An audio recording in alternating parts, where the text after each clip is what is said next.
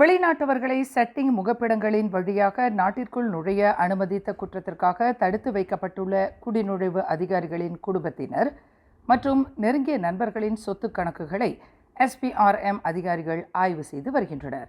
இதுகுறித்து SPRM தலைமை ஆணையர் தான்ஸ்ரீ அசாம்பாக்கி இன்று வெளியிட்டுள்ள அறிக்கையில், தடுத்து வைக்கப்பட்டுள்ளவர்களுடன் நெருங்கிய தொடர்புடைய அனைவரையும் விசாரணை செய்வோம் என்று தெரிவித்துள்ளார். அதேவேளையில் இவ்வழக்கில் ஊழல் மற்றும் அதிகார துஷ்பிரயோகம் தொடர்பான விசாரணைகளை தவிர பண மோசடி, பயங்கரவாதத்திற்கு நிதி உதவி, சட்டவிரோத நடவடிக்கைகள் ஆகியவற்றிற்கு எதிரான சட்டங்களின் அடிப்படையிலும் விசாரணைகள் நடத்தப்படும் என்றும் அவர் குறிப்பிட்டுள்ளார்.